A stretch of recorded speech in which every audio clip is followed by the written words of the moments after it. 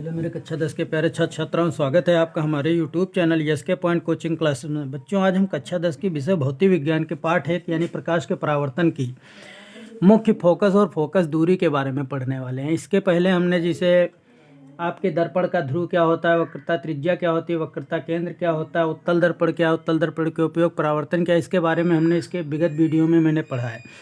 तो यहाँ इसके बारे में पढ़ते हैं बच्चों। तो मुख्य फोकस होता क्या है, तो लिखेंगे किसी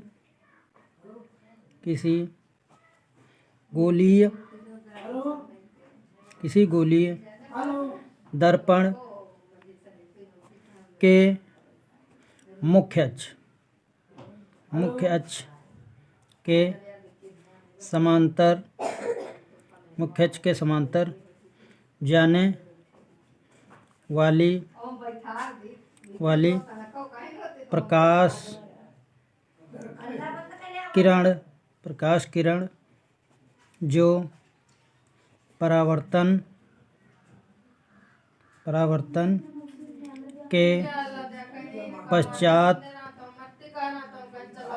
के पश्चात मुख्य अक्ष के जिस बिंदु से जाती है या आती हुई प्रतीत होती है उसे दर्पण का मुख्य फोकस कहते हैं। ठीक है बच्चों, तो ये है इसकी परिभाषा। तो बच्चों, जैसे मैंने यहाँ पे आपको मुख्य की परिभाषा बताई है, जैसे देखते हैं हम बच्चों, हम ले लेते हैं यहाँ पे एक, जैसे आपका अवतल दर्पण ले लेते हैं बच्चों। जैसे हमने ले लिया है, यहाँ पे अवतल दर्पण ले लिया। ठीक बच्चों, ये हमारा अवतल दर्पण हमने ले लिया है। देखो अवतल दर्पण से होकर के देखो ये ऐसे ये रेखाएं मैंने खींच ली आपको।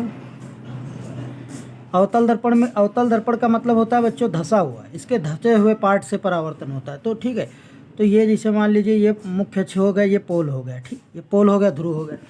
तो देखो यहाँ पर एक वस्तु स्थित है। ये जैसे मान लेते हैं सपोज दैट ए बी एक वस्तु स्थित है।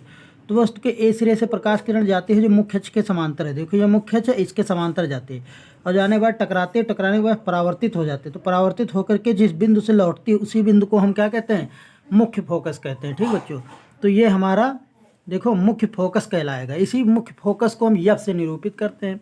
ठीक है बच्चों, एफ से निरूपित करते हैं। तो ये हो गया हमारा फोकस, मुख्य फोकस की परिभाषा जैसा मैंने लिखा था। किसी गोली दर्पण के मुख्य अक्ष, सॉरी बच्चों यहाँ पे अक्ष होगा, अक्ष, ठीक, छूट गया है तो यहाँ हम लिखे दे रहे हैं बच्चों। ठीक है, मुख्य अक्ष के समांतर जाने वाली प्रकाश किरण जो परावर्तन के पश्चात, देखो मुख्य अक्ष है, इसके समांतर जा रही है और फिर परावर्तन के पश्चात मुख्य फोकस से होकर गुजरती है। देखो गुजरती है या आती हुई प्रतीत होती है। आती हुई प्रतीत ये उत्तल दर्पण में होता है बच्चों। ठीक है, तो ये मैंने अवतल दर्पण के आधार पर मैंने इसके बारे में आपको बता दिया। ठीक है, इसी तरीके से एक दूसरी परिभाषा होती है बच्चों, फोकस दूरी। ठीक है, तो फोकस दूरी क्या होती है बच्चों, उसको भी हमें जानना जरूरी है, क्योंकि फोकस दूरी बहुत इंपॉर्टेंट टॉपिक है, बहुत पूछा जाता है फोकस दूरी। तो लिखेंगे बच्चों किसी गोलीय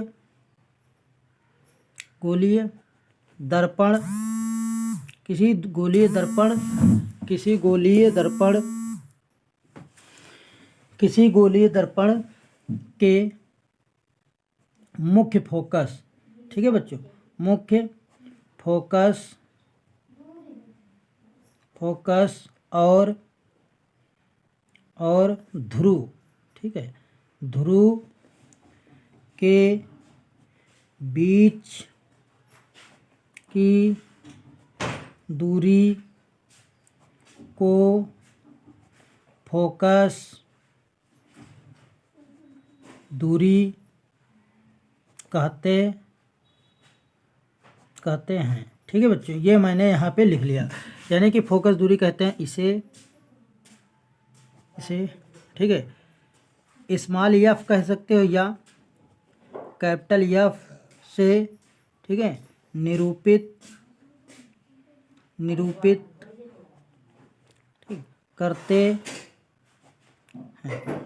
ठीक है बच्चों, ये मैंने फोकस दूरी की परिभाषा लिखी, यानी कि किसी गोली दर्पण के मुख्य फोकस और ध्रुव के बीच, जैसे बच्चों, ठीक है, इसका सूत्र होता है, इसका संबंध एफ और जैसे ये होता है। ठीक है, तो जैसे ये हमारा हमने ले लिया एक, ठीक है बच्चों, तो ये हमने एक M1 M2 एक अवतल दर्पण ले लिया। ठीक है बच्चों, ये M2 अवतल दर्पण ले लिया। अवतल दर्पण में अवतल का मतलब होता है अंदर की ओर धंसा हुआ तल। ठीक है, तो परावर्तक तल अंदर की ओर। अब देखो बच्चों, ये हमारा एक मुख्य अक्ष हो गया, मुख्य अक्ष के ऊपर एक वस्तु रखी है, जिसे मान लीजिए सपोज दैट ए। ठीक है, तो ये वस्तु जैसे जाती है, जाने के बाद मुख्य अक्ष के समांतर जाएगी और फिर अपवर्तित होकर जिस बिंदु से होकर गुजरती है, देखो ये गई, ठीक है, परावर्तित होकर मुख्य फोकस एफ से होकर गुजर जाती है और ये ध्रुव हो जाता है। तो इसके बीच की जो दूरी है, इसी को हम फोकस दूरी कहते हैं। इसके बीच की दूरी को फोकस दूरी कहते हैं। इसे स्मॉल एफ से निरूपित करते हैं। तो ये जो दूरी है बच्चों, ये दूरी हमारी, यानी कि ध्रुव, फोकस से और ध्रुव के बीच की दूरी फोकस दूरी कहलाती है। वही मैंने लिखा है, किसी गोली दर्पण के मुख्य फोकस और ध्रुव के बीच की दूरी को फोकस दूरी कहते हैं। इसे स्मॉल एफ या कैपिटल एफ से निरूपित करते हैं। ठीक बच्चों, ये तो हमारी इसकी परिभाषा हो गई। अब क्या होता है बच्चों, इसमें होता है एफ व आर। एफ क्या मतलब होता है, फोकस दूरी, और एफ आर का मतलब होता है रेजिस्टेंस, यानी वक्रता त्रिज्या में, ठीक है, संबंध। अब इसका संबंध क्या होता है, ठीक है बच्चों, तो संबंध का एक सूत्र होता है, संबंध के लिए सूत्र होता है एफ बराबर सूत्र होता है R/2। ठीक है बच्चों, ये बहुत ही इंपॉर्टेंट है।